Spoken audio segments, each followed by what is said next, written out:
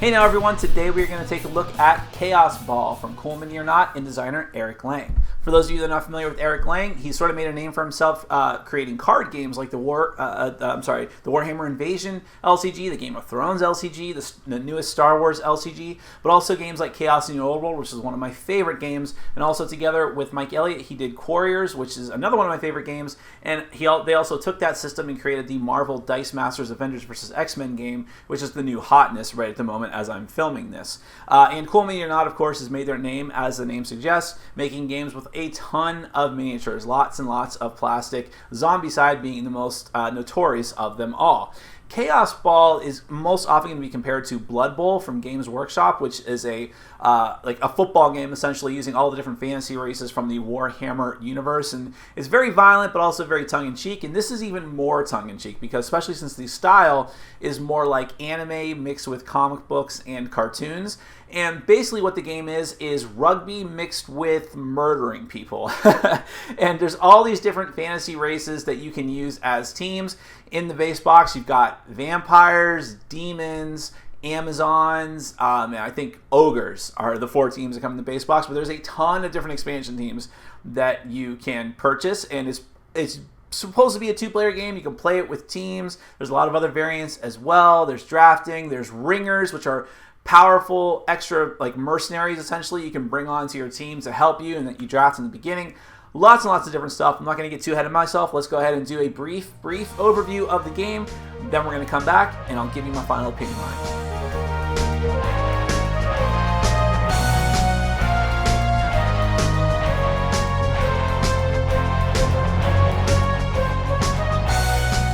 Alright, I'm just going to run you through a brief overview of Kaosball. What Kaosball essentially is violent fantasy rugby. Each player is taking control of a different fantasy-themed team, and you're trying to outscore your opponent at the end of 4 periods of play. Whoever has the most points after the 4th period is the winner of the game. So the first thing you're going to do is choose one of your fantasy teams. And in the base game, it only comes with 4 teams, although there are many expansion teams that are already going to be released by the time the game hits retail. So in this scenario, we have the Amazons here, and each team has a different special ability. Most of the stuff that you see over here are just little reminders about what each different team can do.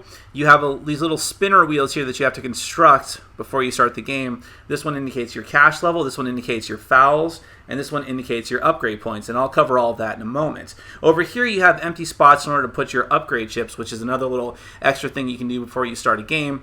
And then here you'll have your stats. You have handling, which is going to be used for stealing the ball and keeping people from stealing the ball, and tackling, which is again used for either tackling someone else or keeping them from tackling you, and fighting, which is used to either prevent someone from damaging you or to damage someone else. And then you have your little special team ability here. So the Amazons say your kill zone includes diagonals. Usually most everything in this game is orthogonal.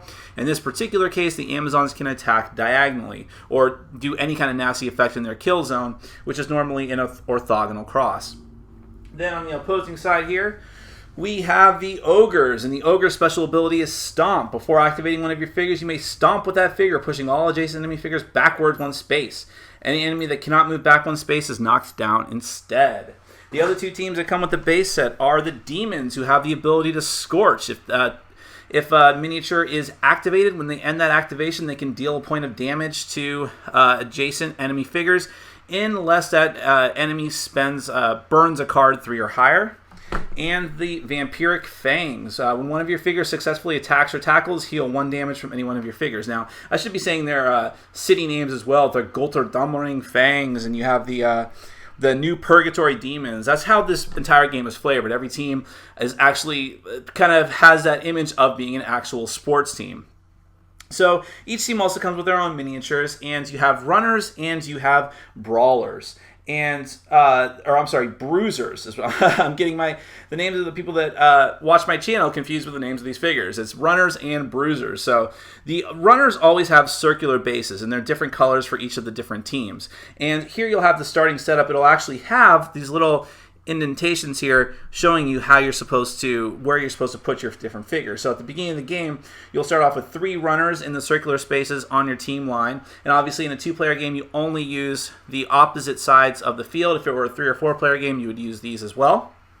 And you'll put your runners out, and you'll put your bruisers in the square spaces, and that's the basic setup for that. And just to show you some examples of the different sculpts here, because they are pretty cool looking.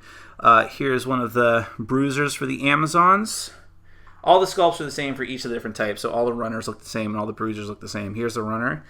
Then for the ogres, here's one of their runners. I don't know why it is an afro, but okay, I'll go with it. And the bruisers. The other two teams that we don't have on the field, we have the runner for the demons, the bruiser for the demons, and the runner for the fangs, and the bruiser for the fangs. Now, each team also comes with a coach figure, which, as you can see up in the corner of the board, is only used for scoring. That's the only point of the coach. It's also depicted on each of the player boards as well. So here's an example. Here's the fangs coach or captain, and here's the demons one as well. But they're literally only used as scoring tokens, but it is cool that they're in there. So this is the rest of the setup here. Now, at the beginning of the game, you have the option of drafting, and you can draft two different things, upgrades and ringers. I mentioned that on the player board you have these spots for ringers. Well, this is actually a magnetic board, and you have these upgrade magnets which you can draft at the beginning of the game. And they're basically special abilities. So first, if you're playing in, depending on what type of game you're playing, Exhibition or League, you'll either have $10 or $12 to spend in cash, which you'll set on your player board, and then you can try and draft and bid for these different upgrades. So, for example, Pile Driver. You score 1 point each time you initiate and win a tackling contest. Hardy, cancel the first 1 damage dealt to each of your figures each turn. Another Hardy.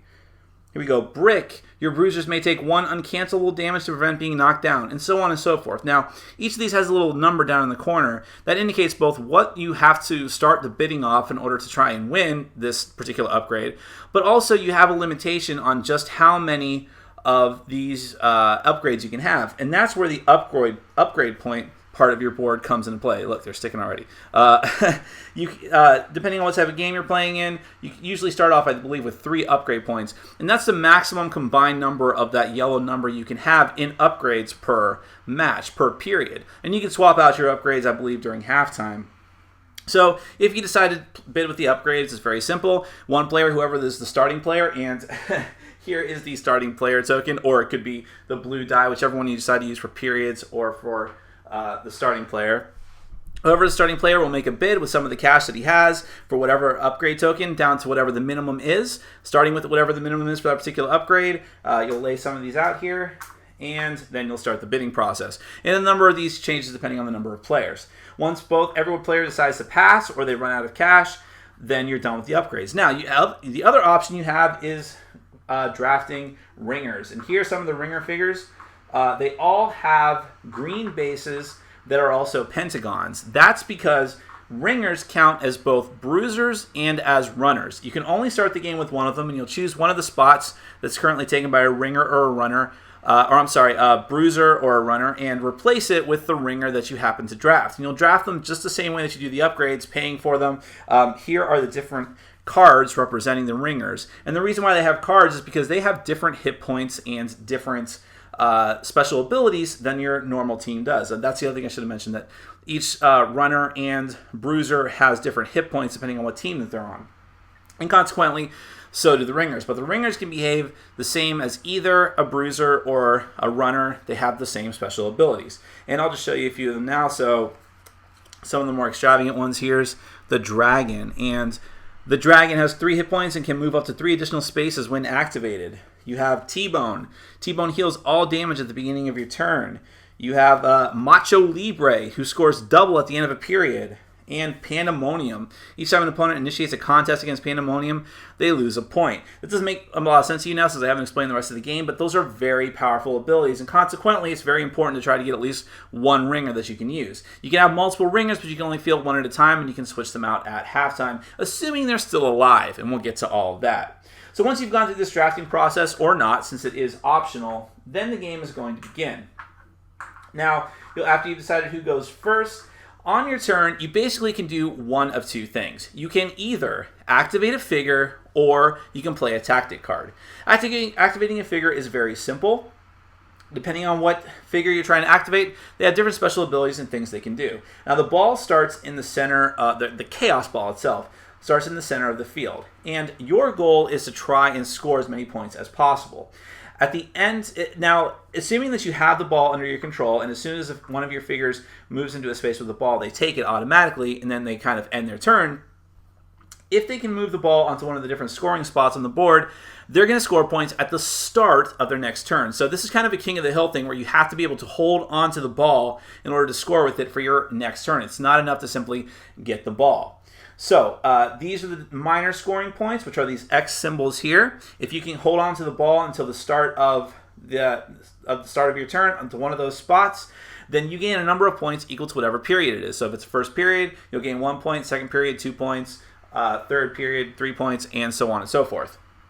The major scoring areas are actually on the opposite sides of the field, and you need to get to your scoring period, which is behind your enemy's starting lineup. So here's the the major scoring point for the purple player. Here's the one for the blue player. So the Amazons would need to get behind the Trolls line in order to score. And as indicated there, you would get 5 points. Now, obviously, when you get to the fourth period, that's not as important because you still get 4 points just for scoring on a minor scoring token, but so on and so forth. There's also a couple other extra things. Some of the special cards in the game will put out particular scoring spots that only you can use that count as minor scoring tokens. But otherwise, that's mostly how you're going to score your points. Now, also, at the end of a period, if you happen to have some of your guys sitting on either the minor or the major scoring points, regardless of whether they have the ball at the end of a period, they're going to score the appropriate amount of points as if they had the ball at the start of a turn. So it's both important to score points during a period and also make sure you're in position to score points at the end of a period as well. Now, most characters can do a sprint action, or all characters can. A sprint action is simply moving 5 spaces. And again, if you move into a space with the ball, you'll automatically take the ball. If you choose to do a tackle or an attack, which only bruisers can do, the square-based people, you move up to 3 spaces, and then you can do a contest for an attack or a tackle. Runners also have the ability to try and steal the ball. So if someone has a steal ball, and by the way, I believe, the rules don't really make this clear, I think that these different colored discs here are supposed to be to put the ball into, depending on what color you are or what color you choose to be. I don't know that for sure. Maybe they're for the extra scoring tokens as well. We kind of use them interchangeably for that, but either way, that's just, you just kind of have to decide, or maybe someone online can explain. But anyways, if someone has the ball and if you're a runner, you can try to steal it, which is basically running past them, running up to them and trying to steal the ball away from them. Or if you're a bruiser, you can try to attack or to tackle. Attacking successfully simply deals damage to your opponent with the effort to try and kill them. If they're killed, they're removed from the field, and your opponent cannot, or you cannot, replace a miniature until the end of the period, and then you can reset to whatever you're supposed to be at as far as runners and bruisers. Tackling an enemy will just literally knocks them down in that space. They're not removed from the field, they're still considered on the field, and they're not dead, but they're pretty much done for the entire period. They still count as being out there. I believe they can still be damaged, but they can't do anything else until the end of the period when they'll stand back up in the exact same spot that they end. Halftime is a little bit different. When halftime comes, basically the entire game resets to how it was at the beginning of the game, with the exception of lost miniatures who got killed, and of course the scoring tokens. But how do you actually resolve all of these different contests? Attacking, tackling, stealing. Well, that's where these cards come in. Each player is going to start the game with 7 cards, and this is also where the tactics part of this comes into. Whenever there's a contest, it's time for you to burn cards. Now, you have several different types of cards here. You have tactics cards, cheat cards, and energy cards. And they all do different things. Energy is what you're primarily going to be used to resolve contests. When someone's decided to contest you on something, normally what's going to happen is each player will choose an energy card from their hand, place it face down, and then simultaneously flip over, and they'll compare results. Now, depending on what you're trying to do, what you add to that number is, varies. That's why you have these 3 scores: handling, tackling, and fighting, depending on what's going on. Handling would be for stealing, tackling would be for tackling, and attacking would be for attacking.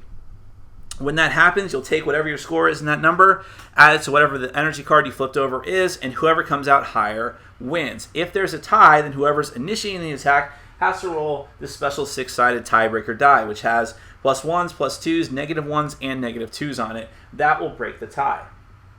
Now, if it was as simple as all that, the game wouldn't really have that much charm to it. But there is such a concept here of dead cards, because what happens is, once you've laid a card out in front of you, I would put it off screen, but you can't really see, but once you've played a particular card, you certainly can play a card of the same value. Like I could play another +2 here, but that card would be dead. Because I've already played a 2, I can no longer gain the bonus for it. Here's a better example.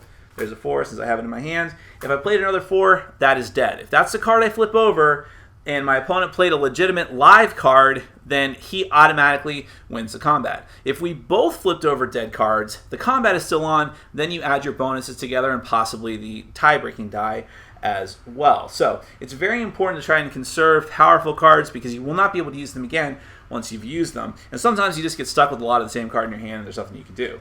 There's also the upset card, which just says that if you flip this over and your opponent flipped over a card that was 4 or higher, you automatically win. And then we get to the other types of cards in the deck, which are the cheat cards and the tactics cards. Now, tactics cards are the other type of action you can optionally do on your turn. And they always have blue borders and feature this little cute mascot character whose name I forget. But he is cute. And basically when you choose to play a tactic card, you'll lay it down in front of you together with your other burned cards and do whatever it says. Huddle says discard 3 cards from your hand, then draw until you have 7 cards in hand, then activate a figure. So you'll still get to activate a figure as well as play the tactics cards. That's why they're so powerful. The Hail Mary play. You only play if you have 5 or fewer than 5 figures on the field. Put a non-ringer figure from your bench, which is your sort of safe area off to the side, on any unoccupied space on the field, and then activate it. One last example. Here's Wall of Stone. Put 2 wall tokens on lines between spaces, then activate a figure. That's what these are. Yes, the game comes with walls. You can actually put wall tokens on the field and try to block people from moving through them or around them. Now, there's another card also that will put out fire tokens. So there's a lot of different environmental hazards that could inflict the different players of the game. Now that's all well and good, but what about those cheat cards I mentioned? Well, they always have red borders and feature that cute chibi characters like polar opposite character. And you would basically play a cheat card whenever it applies. It's not like playing a tactic card where it takes your action. If you could play a cheat card, if it says it applies, you get to use it. So play when an opponent plays a tactic card, cancel the effects of that tactics card and discard it. Booster Brew, you can play this in place of an energy card. It's basically performance-enhancing drugs, and it counts as a +6 energy card. One last example, Chaos War. Play when players reveal cards during a contest. Cancel it and start another contest. So these are really drastic and powerful effects, and consequently, there can be consequences for doing so. Every time you play a cheat card, it'll stay out in front of you, and at the end of a period, you have to either bribe off the officials to ignore those cheats or run the risk of taking fouls.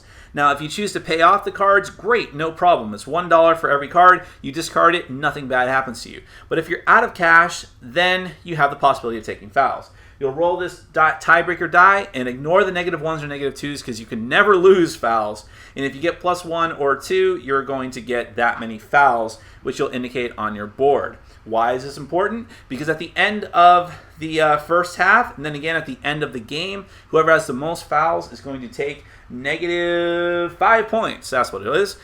You also get bonus points for the most kills as well. So maybe you can offset it by cheating a lot and killing a lot of people. But either way, it's bad to have fouls. You should try to avoid it, but sometimes you need to use those cheats in order to get ahead.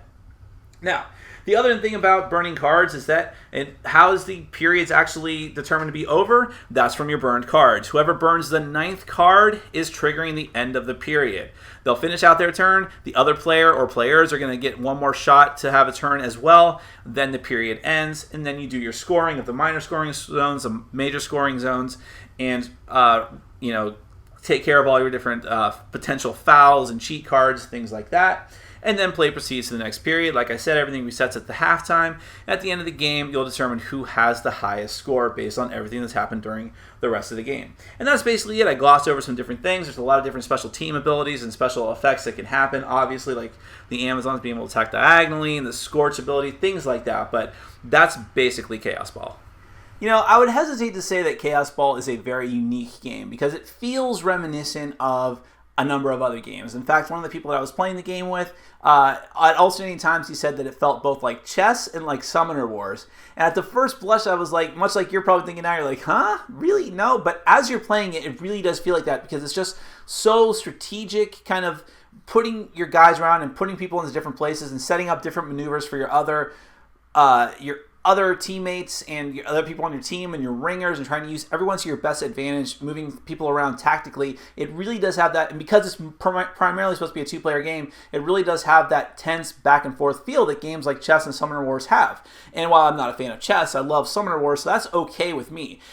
But even though I would say that Kaosball is not completely unique, it does do some elements that feel really cool and innovative, and I think overall the game has a charm all of its own. I will tell you that I think this game is really, really fun. I would hesitate to say that it's a fantastic game because I think that this game is not going to have universal appeal, and I do have a couple of issues with it myself, but overall, it's still a lot of fun. But let's take it back from the beginning. We'll start with the components. It's a cool mini or not game, so of course there's a ton of plastic in the box. I have the Kickstarter edition of the game, but even so, it's got a ton of extra exclusive ringers, and it's got I had a bunch of extra teams as well, but in the overview I just showed you what comes in the base box, and even just that is a lot of stuff. Each team has a lot of different miniatures, which you do need, but I mean, it's cool stuff. There's a lot of the pieces are actually pretty extravagant, I would say, and kind of unnecessary. Like, I don't see the need of having that engraved 12-sided die to mark the period and the first player. In fact, if you get the expansion teams, each expansion team has their own little die of a different color, and it's like, why? And also, well, I think it's super cool. It's pretty extravagant to have the scoring markers be finely detailed busts of the team coaches, which serve no other purpose. But that's kind of the impression you get when you see this game, which is very extravagant. Now, when you actually get on to playing the game, you're not pushing around a ton of plastic and cardboard. It's not too fiddly when you actually get down to it. Once you get everything sorted out, you pick your teams, everything falls into place really simply, especially because of the dugout boards that each player has representing their team. They use the wheels, which is kind of a pain to assemble, but once you have it, it's so much better than keeping track of stuff with little cardboard chits and tokens and things like that. I especially like the upgrades, which we'll talk about again in a minute, but the fact that there's that the boards are magnetic and you put your upgrades there. I'm sure that other games have done that, but I personally haven't seen it in any of the games that I really enjoy. I think that's a fantastic idea. I mean, the whole magnet thing, I don't know why more games don't do that, so I'm really, really pleased with that. It's worth a little bit of extra assembly to put those boards together. So card quality is good stock. Artwork and design, I like the artwork a lot. I know that when this game was first on Kickstarter, there were threads on Board Game Geek where I was getting into arguments with people because they were like, oh, this is such a cartoony anime crap, and, I really like this game. I mean, people that really wanted this to be Blood Bowl 2.0, I guess, or Blood Bowl whatever .0. They really wanted a more serious art style, but I like it. I think it adds to its charm. I think this is supposed to be just silly fun, and it's not supposed to take itself too seriously, and so I'm totally okay with it. I like the art style. Graphic design is good. Everything is clear. The rulebook is very clear. They had to make a second edition of the rulebook sometime between the game was produced and when it got shipped to backers, but there's a lot of stuff in that book, so it can be kind of hard to parse, but really the game is simple. It's not too complicated, so once you get it, it's done, and everything is laid out pretty well. So let's talk about the gameplay in and of itself. Now, I will say this first off the bat. I have not played this with team play. I really think, based on my reading of the rules and having experienced a two-player game several times, that this is not going to be a great game to be played with teams. Two-player teams or just a free-for-all four-player game. In other words, not a great game to be played multiplayer because the thing is, and I will say this right off the bat, this is one of my criticisms of the game can be a little bit too long and a little bit too slow. My feeling about this is that it's supposed to be a very fast-paced action sports game, but because it can be very thinking, because you're analyzing a lot of your different moves, which I'll talk about in a second, it just doesn't lend itself to being as fast-paced as I would like it to be, and I think that problem would be exacerbated with 3 or 4 players, regardless of whether you're on teams or just doing the free-for-all mode. It's something I'd like to try in the future because I would love to be proven wrong about that, but I think that this game is made to be 2 players, and that's probably how you should approach it if you're considering investing in it at all. That it will be a 2-player game. Not always the easiest thing to get out to the table in my group, 2-player games, but, it's, in this case, I think the game is great and it's kind of worth trying it. But as far as the mechanics themselves, I really love the card system in this game. The whole thing where you're putting down cards, every card you put down as part of a contest, or you can do the cheat cards that are just like whenever, or the whole tactic card system. Well, first off, let's talk about that. The idea that you either activate a miniature or you play down a tactic card is very important because some cards will let you activate, a lot of cards will let you activate a figure as well, but not always. And sometimes you have to make suboptimal troop movement. I say troops, but player movements or teammate movement in order to use it in awesome tactics cards. It might set you up for a better turn in the future, but you have to make that choice because you only get that one action per turn, and it's critical. Every turn in this game is just super duper critical. And when you actually get down to the contest, the card system I think is really neat. The idea that the simultaneous reveal for resolving contests, and if you already played or burned a card that of a certain number or a certain type energy card, then you cannot burn one of this. You can burn one of the same type later, but it's a dead card. It will do nothing for you. So when do you choose to use that? When do you choose to just throw a fight as well? I mean, sometimes you want to just lose a fight to set yourself up for something better, to fish out your opponent's really good cards. You're like, oh, all right, steal the ball. I don't care, because I'm going to save my good card and kill you with it by attacking you or tackling you. And tackling is brutal in this game. I would almost rather, I wouldn't rather my guy be killed, but it's much easier to just hit someone once, tackle them, and knock them out of the round. And it's so much better than attacking, in my opinion. It's just, I hate it. I hate it when it happens to me, and I love it when I do it to my opponent. But so you might want to save your good cards to make sure that something like that happens. And risk having those dead cards. And periods can go very fast because of that. Because the period ends when someone has played down their 9th card, I believe it's 9th, right? Yeah. Then the other player gets one more turn. It can go really, really fast because you're playing cards constantly. It's not just when it's your turn. It's when someone is contesting you.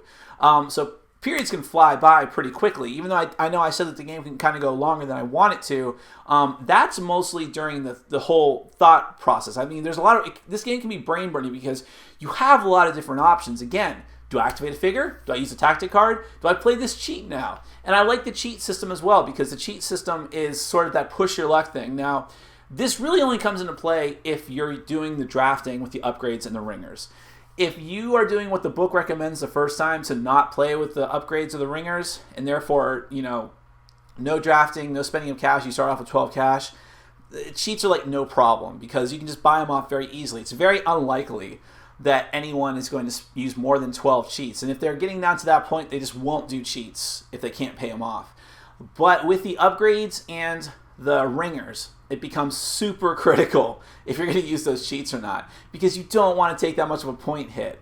Point totals in this game can get high, but not. It sort of escalates as you get through the game, and in earlier periods, having that momentum and having it being killed because you took too many fouls is just super bad. So that's why I would suggest, try the game first. If you do decide to invest in the game, try the game first like the book suggests without the upgrades and ringers, but then after that, always play with the upgrades and ringers, if only because of that tension it adds to the draft.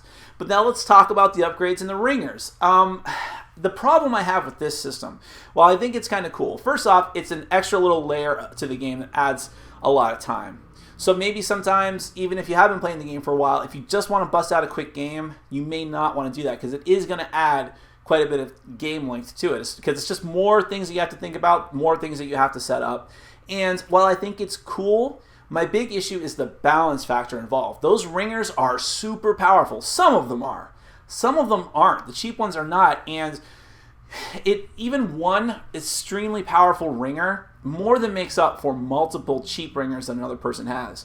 I would think that the balance would be that you could put all your eggs in one basket and get one really powerful ringer, but the other player could get multiple lighter weight ringers to make up for it. But they don't make up for it, because you can only field one ringer per period, or per half, I think. Then it's brutal, because there could be, especially like there's one ringer who just gains health back every turn, or there's another ringer that can block, or who can basically contest multiple people at a time, and they have a lot of hit points as well. And that can just be devastating. If you just have a couple of ringers who only have like 2 hit points, like the Spectre, who can just move through people, but he dies so quickly, and then you're stuck without a ringer. So I think, maybe it's supposed to be unbalanced because ringers are like these super powerful entities, but it still can be pretty bad. The upgrades, not so much. Some of the upgrades are really good, some of them whatever, but really the ringers are what you're focusing on. So I think I would have liked there to be more balance in that regard. Because upgrades you can pretty much just throw away, but you're going to go after those ringers. Those are what's going to really make the game, and it changes the game so drastically. I think if they were just a little more balanced, I'd be perfectly happy with it, and it'd be a welcome addition. So I'll probably always play with them just to change up the game like that and add more variation, but I think there could be some improvement there. I think maybe the game as a whole has some balance issues. It is easy for one player to sort of dominate another, and I think that some of the team powers especially are more powerful than others. I know that the very first game that we played was Amazons versus the Demons, and the poor Amazons were just, I don't know if it was just because it was the Demons or what, but I was just basically, their special power was to be able to attack diagonally, and I was just totally using that to my advantage to just move around them. As long as you keep moving through their threat range, assuming I'm reading the rules correctly, not entering their kill zone, you have no problem. And because they don't have a lot of hit points, I was using my Scorch ability all the time, and I was either forcing my opponent to burn really good cards, three or higher, or doing damage to them, which every point was critical because some of their runners only had 2 hit points. So that's just one example. I think that it can be very easy for one team to dominate another depending on the special abilities. But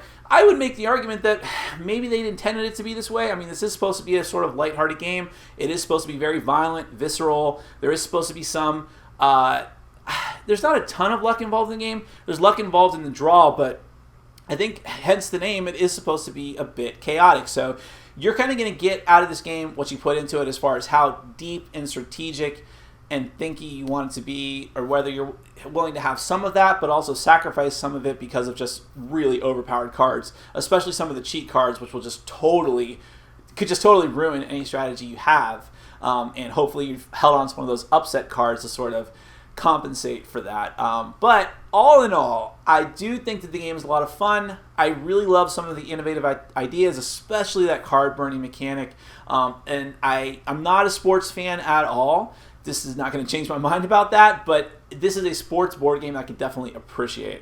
It's definitely going to stay in my collection. I want to see more about what they do with it. I want to see some new things sort of tweaked and changed around, maybe some new gameplay variants. I'm willing to try it with multiplayer, but I'm not sure if that's the best way to play. But as a 2-player head-to-head, very deep, brain-burning game, I think that it's not that deep, but it definitely succeeds at being pretty strategic. It's not as fast as I would like, but if you've got a friend who is into the same types of games and is willing to just go there and have that sort of tense battle with you, this is definitely a fun one to try with a great theme, very cool, very integrated, great art style. That's Kaosball from Cool Mini or Not and Eric Lang.